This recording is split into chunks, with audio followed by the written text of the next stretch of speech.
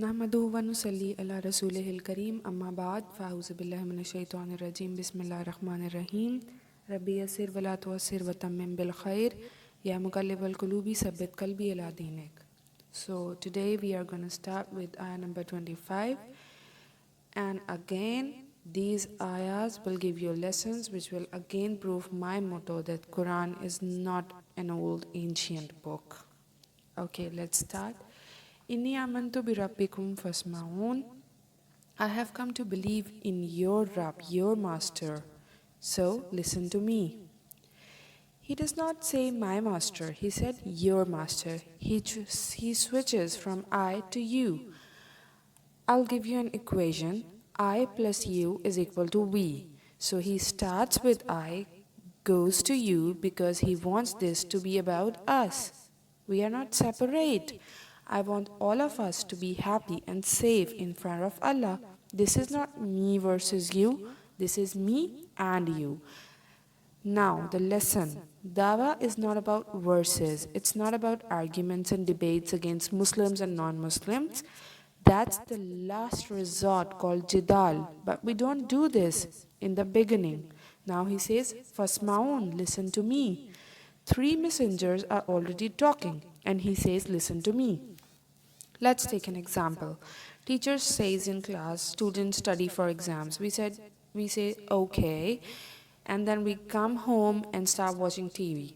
And then a fellow student comes in and says, hey man, come on, we have exams, let's study. Does it have a different impact or effect? It does. This Sahabi understands that. He has his place and Prophet has his place. This is not competition. His speech did more than even 3 prophets, more weight in these ayats. Why is that? That is a lesson that Allah gives victory to whoever He wants. Allah will give qubul to whoever He wants. The worldly results and consequences are not meaningful to Allah. Qila adkhulil jannah. It was said, enter paradise. Wait, he was just talking to his people, and now it says, go into Jannah? What has happened? He got killed. He gave such a loving, concerned speech, but they could not obviously touch the messengers because they are protected by Allah, so they killed that lone believer. This story also has lessons for the believers. Few believers who followed Prophet ﷺ are being mentally prepared that you might even got killed for this. Yasir, Sumayya, Bilal radiallahu ta'ala anhu almost got killed.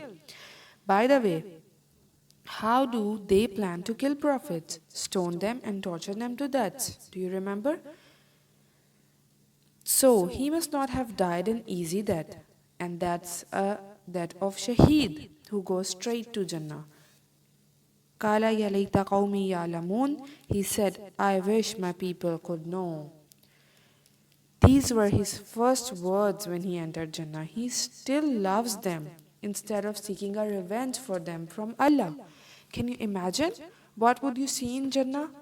Zawata afnan, fabiyayi ala'i rabbikuma tukaziban, waterfalls, fruits, spouses. And he see all of this and he doesn't say, wow. He just said, oh my people, if only could they know. Do you know, on Judgment Day, people will forgive and forget everything. A mother will forget her baby. All relationships will be cut off. But for the believer, they won't be. He will go into Jannah, and even then he will continue to love who? His people, because they are still alive, and you don't give up on people until they are alive. You realize what sincerity means? We Muslims have developed such a bogus concept of sincerity nowadays. Check your intentions before you talk. Have ikhlas in everything. Do everything for Allah. No, that's not the case. Prophet ﷺ tells us about a man who does a lot of sins. Doesn't pray, nothing. One day, he was walking and sees a dog thirsty, and the man decides before he's gonna have his drink, he's gonna let the dog drink. Soon after, the man dies, and Allah takes him straight into Jannah. Let's go back. Was that man a believer? No. Does he pray? No. When he fed the dog, Does he says, wait, let me ikhlas my intentions. I am only doing this for you, Ya Allah. The thirst of the dog means nothing to me. It is you, the pleasure of you that I seek. And then he fed the dog. Did he do that? No. He just felt bad for the dog and he gave dog some water. So he was sincere in his concern for the dog. He had ikhlas for the dog. This man in this ayah loves his people. Does he ever said, if it wasn't for Allah, I would hate my people? No. You have to have sincerity for Allah in His worship, but you have to have sincerity to your parents, not just because of Allah, but also because they are your parents. Sincerity to all of the people. Don't try it artificially just because it's for the sake of Allah. You have to have pure intentions for people and not the fake ones. Love for your people is the quality of people of Jannah. So when you find Muslims who are always angry at people, angry at home, angry at their families, angry, that's not the quality of people of Jannah. So it's not complicated. Just be good. Bima ghafara rabbi wa ja'alani minal mukrameen, because of the forgiveness of my master has given to me and placed me among those who are honored. He talks about two things in Jannah, forgiveness and honor. In the beginning of Surah, we read, فَبَشِّرْهُ بِمَغْفِرَةٍ وَأَجْرٍ كَرِيمٍ. Congratulate them of forgiveness and noble compensation. Now, in the middle of Surah, that man enters the Jannah and said, Ya Allah, you gave me forgiveness and honor. Review again, Wal Quran al Hakim, closely near. When he was talking to his people, he said, I believe in your master. But now in Jannah, he says, Rabbi, my master. Why? When he saw Jannah, when he tasted the forgiveness and honor. By the way, how do you get honored by someone? Yes, they recognize and greet you. Allah would say, Salamun qawlun min Rabbir Rahim. He is going to say salam to you in Jannah. Now this is the noble reward Allah was talking about. Now you know what the noble reward is? Salam from Allah. So, when that man got salam, he forgot that Rabb is Rabb of anyone else. Now he said, Allah is now only my Rabb, Rabbi, my master. What a beautiful picture of a believer. May Allah fills our heart with Hadayah.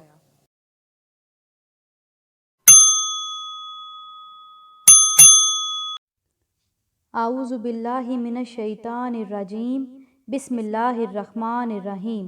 السلام علیکم ورحمۃ اللہ وبرکاتہ۔ رب اشرح لی صدری ویسر لی امری واحلل عقدۃ من لسانی یفقہوا قولی۔ آج ہم پڑھیں گے آیت 25 سے 27۔ انی آمنت بربکم فاسمعون۔ ترجمہ، بے شک میں ایمان لایا تمہارے رب پر، سو میری بات سنو۔ میں اپنے رب پہ ایمان لا چکا، لہٰذا بس تم کان کھول کر سن لو۔ تمہارا دل مانتا ہے آ جاؤ، نہیں مانتا تو نہ آؤ۔ دیکھیں، یہ ہے حق کی چوٹ۔ اتنا مضبوط، اتنا بہادر ہوتا ہے کہ کبھی کسی سے نہیں ڈرتا۔ حق کا علمدار کتنا نہ ڈر اور بے باک ہوتا ہے۔ ہم اس آیت میں اس مرد مومن کے جملوں سے سوچیں۔ سارا شہر ایک طرف ہے، قوم کے رئیس ایک طرف، سردار ایک طرف، مذہبی پیشوا ایک طرف، سیاسی حکمات آگ بگولا ہو رہے ہیں۔ سارا ماحول غم اور غصے سے بھرا ہوا ہے، اور حالات کے بھڑکتے ہوئے اس آتش کدے میں کھڑا ہوا ایک مرد مومن یہ اعلان کرتا ہے، لوگو، میں نے تو ڈنگے کی چوٹ پہ یہ کہہ دیا کہ میرا رب یہ کہتا ہے، تم سنتے ہو تو سن لو، میرا کچھ بگاڑنا ہے تو بگاڑ لو، آؤ، مجھے اس کی پرواہ نہیں۔ یہ ہے سچا ایمان جو بولتا ہے۔ دیکھیں، ایمان کوئی گونگی بہری چیز نہیں ہے۔ محبت دل میں آتی ہے نا کسی کی تو دکھتی ہے، صاف پتہ چلتا ہے کوئی ہم سے کتنا پیار کرتا ہے۔ ہمیں اس کے کہنے سے پہلے پتہ چل جاتا ہے کون ہماری کتنی رسپیکٹ کرتا ہے، ہمیں پتہ چل جاتا ہے کون ہم سے کتنا ڈرتا ہے اور کون ہم سے کتنا نہ ڈر ہے۔ ایک ایک جملہ، ایک ایک چیز ایک انسان کھول کر بیان کر لیتا ہے، اس کو پتہ چل جاتا ہے۔ اللہ کے اندر ایسے سینسرز لگے ہوئے ہیں کہ لوگوں کے بولنے سے پہلے ہی وہ ڈیٹیکٹ کر لیتا ہے ان کے جذبات کو، ان کی چیزوں کو۔ لیکن کیا سچا ایمان اتنا خاموش ہو کہ پتہ ہی نہ چلے؟ سب پتہ چل جاتا ہے۔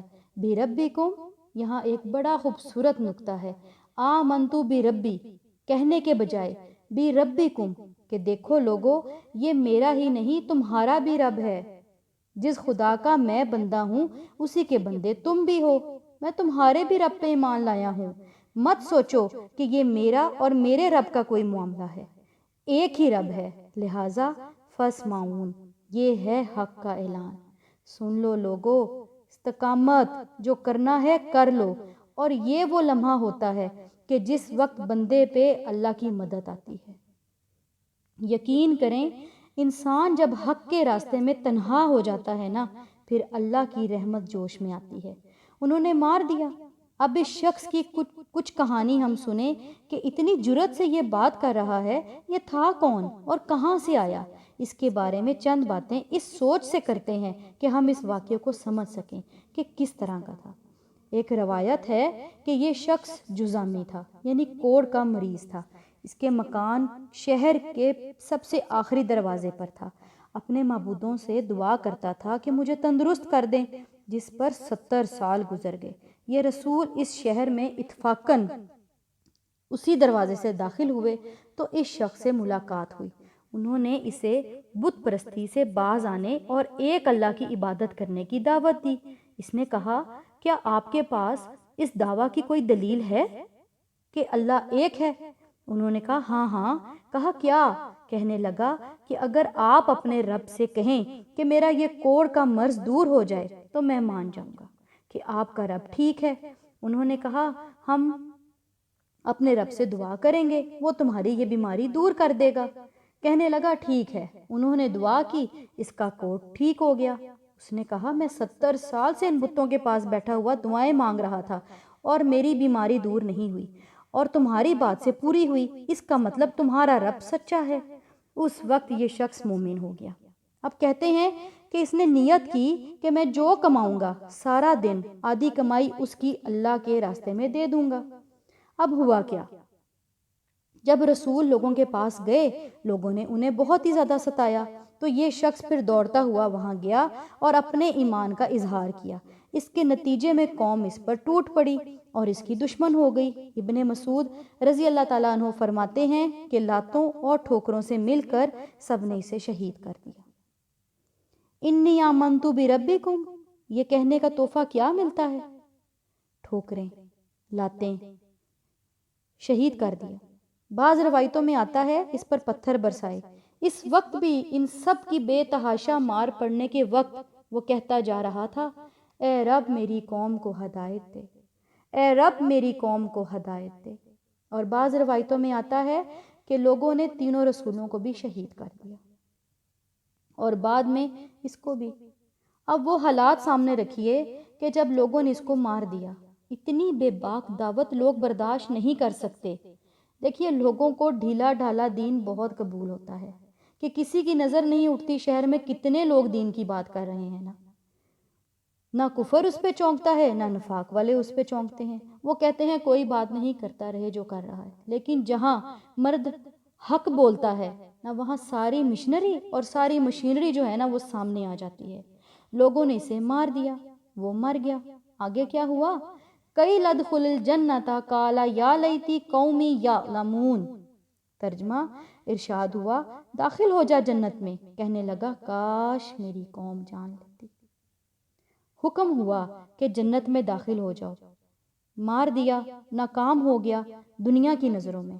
ہائے بیچارہ، اپنوں نے قدر نہ کی، غیروں نے نہ کی، لوگوں نے اس کو مار دیا۔ لیکن اس کا حال کیا تھا؟ قال یا لیتی قومی یعلمون، کاش میری قوم جان لیتی۔ کیا؟ بما غفر لی ربی وجعلنی من المکرمین، یہ کہ مجھے بخش دیا میرے رب نے اور کر دیا مجھے معزز لوگوں میں سے۔ قوم نے ظلم کی حد کر دی، پتھروں کی بارش کی، چند لمحوں میں اس کے جسم کو ٹکڑے ٹکڑے کر دیا۔ جسم کا تو یہ حشر تھا، اور ادھر سے آوازیں آ رہی تھیں کہ آؤ لوگو آ کے دیکھو، دنیا والے پتھر مارے اور آسمان سے آوازیں آئیں، کئی لدخل الجنہ، جنت کی بہاریں تمہارا انتظار کر رہی ہیں، جنت کے پھول منتظر ہیں کہ آؤ اور تم ان کو پکڑو اور دیکھو جنت کی نعمتوں کو پاؤ۔ لیکن مرد مومن کا حال کیا ہے کہ قوم کے ظلم و ستم نے اس کے جذبات کو ٹھنڈا نہیں کیا۔ لوگوں نے اس کی لاش کے ٹکڑے ٹکڑے کیے، لیکن اس کے دھڑکتے ہوئے دل میں جو انسانیت کا درد تھا اور ہمدردی کا جذبہ، وہ سرد نہیں ہوا۔ اس کے جسم ٹھنڈا ہوا، اس کا دل ٹھنڈا ہوا، لیکن اس کے جذبے ٹھنڈے نہیں ہوئے۔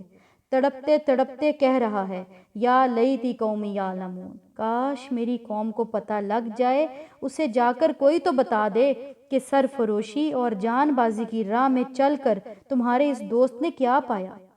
کچھ نہیں کھویا، تمہاری نظروں سے گیا ہے، لیکن ایک دوسرے بڑے خوبصورت جہان میں بس گیا۔ یہاں تم نے اسے ذلیل کیا اور وہاں وجعلنی من المکرمین، بڑی عزتیں پا گیا۔ اتنا کچھ مل گیا کہ اس کو مرد مومن اپنی قیمتی زندگی خطرے میں ڈال کر پیغمبروں کی دعوت کی تائید کرتا ہوا دکھتا ہے، اور اللہ نے اس کو جنت دی، اور جنت میں جا کر بھی تمنا کیا ہے کہ کاش لوگ میرا انجام دیکھ کر جنت میں آ جائیں۔ بڑا قابل غور نکتہ ہے۔ حضرت محمد صلی اللہ علیہ وآلہ وسلم نے اس شخص کے بارے میں فرمایا جس کا نام بھی روایات میں حبیب آتا ہے۔ آپ نے فرمایا کہ یہ وہ شخص ہے جس نے خیر خواہی کی اپنی قوم کی جیتے جیتے، اور جس نے خیر خواہی کی مرنے کے بعد، یعنی زندگی میں بھی قوم کا، اپنے ساتھیوں کا، اپنے خاندان، اپنی برادری، انسان کا اتنا خیر خواہ ہوا کہ انہیں بلاتا ہی رہا، اور مرنے کے بعد بھی اس نے لوگوں کی خیر خواہی کی، کہنے لگا لوگ میرا اچھا انجام دیکھ کر ہی مان جائیں کہ میں حق پہ تھا۔ انتہائی زیادہ بے لوث انسان کے ایسے جذبات ہو سکتے ہیں۔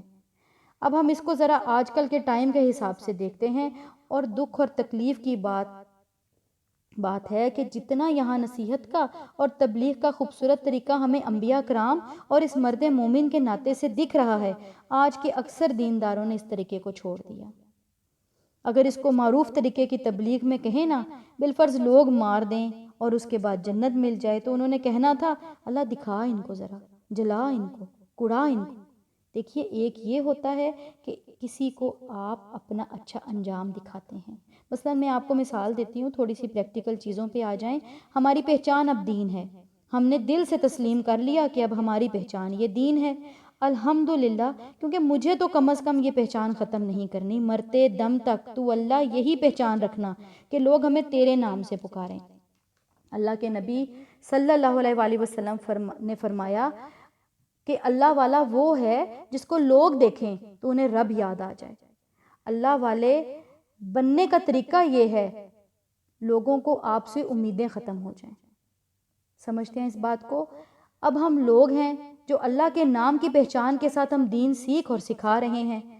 اب ہم سب کے جو حالات زندگی ہے، مثلا ہمارے گھر کے حالات، ہمارے شوہر کا ہم سے تعلق، ہمارے بچوں کا، ہماری فیملی کا، اسی طرح دینی معاملات میں دیکھیں تو ہماری ساری ذمہ داریاں، ہمارا سیکھنا اور سکھانا، ہماری ساری چیزوں کو ہم اللہ سے دو طرح سے بات کر سکتے ہیں۔ مثلا آپ اپنی ذات پہ لے لیتے ہیں، آپ دین کی طرف آئے، شروع میں لوگوں نے کہا ٹھیک ہے، بہت اچھا ہے، بعد میں لگا کہ ڈیمانڈ بڑھتی جا رہی ہے، ذمہ داری ہے، تو تھوڑی تھوڑی گھر میں باتیں شروع ہو گئیں، یہ کیسا کورس ہے، اور یہ چھٹ گیا اور وہ چھٹ گیا۔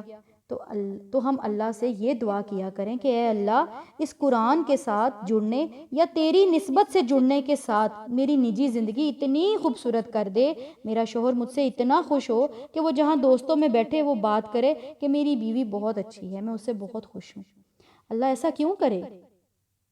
تاکہ دوسرے لوگ جو ابھی تک اس قرآن سے نہیں جڑے وہ کہہ سکیں کہ بما غفر لی ربی وجعلنی من المکرمین۔ بات بڑی پیچیدہ ہے، اس لیے پتہ نہیں سمجھ آئی ہے کہ نہیں۔ اللہ سے دعا کیا کریں کہ اے اللہ، میں اب تیری ہوں، میرا ہر روپ تیرے اینگل سے دیکھا جائے گا۔ جیسے ایک لڑکی سسرال میں آتی ہے نا، تو وہ اچھی کرے تو شاید کم ہی لوگ دیکھیں، اور جب بری کرے تو فوراً میکے پہ بات چلی جاتی ہے۔ اب ہماری پہچان ہمارا میکا نہیں، اور نہ ہمارا سسرال ہے، نہ ہم کسی خاندان کی بہو بیٹیاں ہیں، ہماری پہچان ہے اللہ کی ذات۔ دعا کیا کریں اے اللہ، میرا وہ حال نہ بنانا کہ لوگ میری وجہ سے تجھے برا کہیں، اور لوگ میری وجہ سے دین سے پیچھے ہٹ جائیں کہ ہائے دین والوں کا یہ حال ہوتا ہے، ہائے دین والوں کے گھر اتنے دکھی ہوتے ہیں، ہائے دین والوں میں لڑائیاں ہوتی ہیں۔ نہیں اللہ، مجھے ایسا نہیں کرنا۔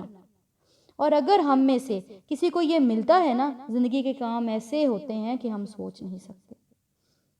ایسا لگتا ہے کہ زندگی کے تمام حالات ہماری مرضی کے تحت چل رہے ہیں۔ وہ کہتے ہیں نا، تو کہتا جا اور رب کرتا جائے۔ ایسا کیوں ہوتا ہے؟ کیونکہ یہ اللہ کے وعدے ہیں۔ بما غفر علی ربی وجعلنی من المکرمین۔ اور میں کہتی ہوں اللہ کوئی کمی نہ چھوڑنا ہماری زندگیوں میں، کہ جس سے لوگوں کو یہ خیال آئے کہ ہاں بیچاروں میں کمی تھی اس لیے دین پہ لگ گئے۔ مکمل کامیابی زندگی گزاریں، بیوی بن کر رہیں، ماں بن کر رہیں، بچوں کے ساتھ، فیملیز کے ساتھ اتنا خوبصورت روپ اللہ سے مانگیں کہ کوئی آپ پہ رحم نہ کھائے۔ ہاں بیچاری متعلقہ تھی اس لیے اس کو دین مل گیا، طلاق ہوئی، اچھا بیوہ تھی پھر کیا کرتی بیچاری، چلی گئی ہے کلاس لینے۔ کبھی نہ مانگیں۔ اللہ روتا دھوتا دین نہیں چاہیے۔ مجھے تو بہترین زندگی گزارنی ہے کہ لوگ کہیں واہ دین اس طرح بھی ہوتا ہے۔ ہر ایک میں کمیاں ہوتی ہیں زندگی میں، یہ تو نہیں کہ بے دینوں میں کمیاں نہیں ہیں، گناہ گاروں میں کمیاں نہیں ہیں، لیکن لوگوں کو دین بڑا دکھتا ہے، لہٰذا مانگیں دنیا کی عزت۔ اللہ میرے خاندان والوں پہ میری عزت آ جائے، کہ اللہ دین پہ بھی ہے اور پھر بھی کمی نہیں، دین پہ بھی ہے پھر بھی ان کے شوہر خوش، دین پہ بھی ہیں پھر بھی ان کے بچے ان سے خوش، دین پہ بھی ہیں ان کے سسرال ان سے خوش۔ اللہ مجھے عزت دے۔ دیکھیں ہمارا یہ عزت مانگنا اپنی ذات کے لیے نہیں ہوگا۔ اب آپ اس کا اینگل اپوزٹ کر لیں۔ اب یہ ایک بہت باریک نکتہ ہے جو سمجھنے اور سمجھانے میں بہت مشکل ہو رہی ہے، کیونکہ بہت ہی باریک نکتہ ہے۔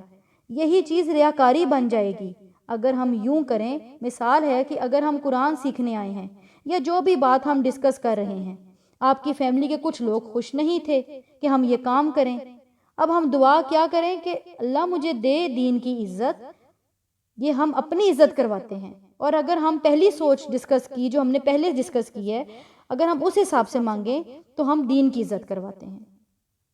مثلا دیکھیں میں نے کپڑے پہنے، آپ نے بھی پہنے، میں کپڑے کیوں پہنوں؟ کہ لوگوں کو پتہ چل جائے کہ میرے پاس کتنے کپڑے ہیں اور میں کتنے اچھے کپڑے پہنتی ہوں، یہ میری ذات ہے۔ یہ ہے ریاکاری، اور یہ دکھاوا بھی ہوگا، شہرت بھی ہوگی۔ اور میں یہ کہوں کہ اللہ میں دین کا کام کرتی ہوں نا، تو میں نے یہ کپڑے اس لیے پہنے ہیں کہ لوگ دیکھیں کہ دین والوں کے پاس بھی اچھے کپڑے ہوتے ہیں۔ یقین کریں ہمارا یہ پہننا بھی عبادت ہے۔ دین کی عزت مانگیں۔ اگر آپ کی زندگی میں کوئی کمی ہے نا تو مانگیں اللہ سے کہ وہ کمی دور کرے۔ ایک دفعہ لوگوں کو پتہ چلے کہ یہ جو دیندار ہوتے ہیں نا، یہ بھی ایک مکمل اور اچھی زندگی بھی گزار سکتے ہیں۔ یہ کوئی سارے ہینڈی کیپ یا معاشرے کے ستائے ہوئے لوگوں کا ہی فرم نہیں ہے کہ جسے کچھ نہ ملا وہ دین میں آ گیا۔ ایک تو اینگل یہ ہے، اور اب دوسرا اینگل جو اس سے بالکل اپوزٹ ہے کہ دین کی عزت۔ اے اللہ دے دین والوں کو ٹوٹی ہوئی کرسیوں کی جگہ کمفرٹیبل صوفے۔ اللہ دے دین والوں کو پھٹے ہوئے قالینوں کی جگہ خوبصورت موٹے قالین۔ اللہ دے تو دین والوں کو ایسے پیارے آلات، ایسے پیارے ویز آف کمیونیکیشن کہ وہ لوگ وہاں بیٹھ کے ایسے سیکھیں جیسے ہم کسی یونیورسٹی میں بیٹھے ہوئے ہیں۔ مجھے ایسا دین کا گیٹ اپ کرنے والا بنا دے کہ لوگ کہیں واہ یہ کیا ہو گیا، یہ کیسے ہو گیا، لوگوں کی حمایت کے بغیر، سپورٹرز کے بغیر، کوئی ساتھی نہیں ہے۔ اللہ تو اپنی شان اور اپنے جلال سے دے۔ اس طرح مانگیں اللہ سے، پتہ لگ جائے سچے اور کھرے دین کا۔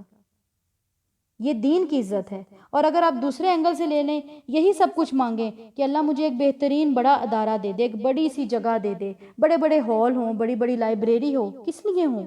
اس لیے ہوں کہ میرا ٹہکا ہو جائے، لوگ مجھے کہیں واہ دیکھیں ان کا بڑا روب ہے، تو یہ شرک ہوگا۔ یعنی اتنی باریک لائن ہوتی ہے ریاکاری میں اور دین کے گیٹ اپ دکھانے میں۔ مانگے اللہ سے، اللہ کے لیے مشکل نہیں ہے، کوئی مشکل نہیں ہے، وہ تو غیب کے کام کرنے والا ہے۔ مانگیں کہ اللہ تو ہمیں دوسروں کا محتاج نہ کرنا، وجعلنی من المکرمین، تو مکرم کر۔ مکرم کیا بن رہا ہے؟ کرامت، عزت دیا گیا۔ ایک ہے مکرم، اللہ کی ذات مکرم ہے، وہ عزت دیتی ہے۔ ہم بندے کیا ہیں؟ مکرم۔ اگر اللہ ہمیں عزت دے، ہم پہ کرم کر دے، اور یہاں کرم کا لفظ ہے سافٹنس، اور یقین کریں جس پر اللہ کا کرم ہو جاتا ہے نا، اللہ کو بندوں سے کچھ بھی کہنے سننے کی ضرورت نہیں پڑتی، اور پھر اللہ تعالیٰ اپنے کام کرواتا ہے۔ نبی صلی اللہ علیہ وآلہ وسلم کی ذات کو دیکھیں، جس دن مکہ سے نکالے گئے تھے، کوئی سوچ بھی نہیں سکتا تھا کہ صرف 8 سال کے اندر یہاں فاتح بن کر آئیں گے۔ یہ ہے مکرمین۔ اللہ کے نبی مکہ میں جان بچا رہے تھے اور مدینہ میں آتے ہی آپ ایک لیڈر بن گئے۔ آپ کہتے ہیں 8 سال میں مکہ فتح ہوا، مدینہ تو فتح ہو گیا آپ کی ہجرت کے ہی ساتھ۔ اتنی عزتیں ملی، ادھر لوگ گھروں سے نکال رہے تھے اور ادھر لوگ گھروں کے دروازے کھول کے بیٹھے تھے کہ ہمارے گھر یہ شرف حاصل ہو جائے کہ اللہ کے نبی وہاں قدم جما لیں۔ یہ ہے مکرمین۔ اسلام سچی عزت دلاتا ہے۔ حضرت عمر فاروق اپنے آپ سے کہا کرتے تھے، کہتے عمر تو کیا تھا، کیا تھا تو، تیری کیا عزت تھی؟ کفر کا دل دادا، باپ دادا کی رسموں کے پیچھے مرنے مارنے والا، اور اسلام نے تجھے اتنی عزت دی کہ لوگ تجھے امیر المومنین کہتے ہیں۔ تو بکریوں کو چراتا تھا عمر۔ حضرت ابو ہریرہ جو آپ کے جیسے علم کے لیے اپنے آپ کو ڈیووٹ کرنے والے تھے، اللہ کے نبی کی وفات کے بعد جب عروج ملا گورنر بن گئے۔ امیر المومنین فی الحدیث کا لقب ان کو ملا، تو اپنے آپ کو کہا کرتے تھے ابو ہریرہ تو کیا تھا؟ قبلہ دوس کا ایک ادنا غلام؟ تیری اوقات ہی کیا تھی؟ قافلوں کے پیچھے پیچھے چلتا تھا یا ان کی آگے آگے چلتا تھا؟ یہ تھی نا تیری اوقات۔ جہاں پڑاؤ ڈالنا ہوتا تو وہاں ان کی جگہ صاف کرتا، ان کے لیے جگہ بناتا، لوگ بیٹھتے ان کی تو خدمت کرتا، پھر جب لوگ وہاں سے اٹھ کے چلے جاتے تو ان کی چھوڑی ہوئی چیزیں جمع کرتا۔ تیری یہ اوقات تھی، اور آج اسلام نے تجھے کتنی عزت دی کہ لوگ تجھے امیر المومنین فی الحدیث کہتے ہیں۔ یقین کریں یہ عقیدے کا امتحان ہوتا ہے۔ اللہ ہمیں اس امتحان میں کامیاب کرے، آمین۔ امید ہے آپ کو آج کا لیکچر سمجھ آیا ہوگا۔ جزاک اللہ۔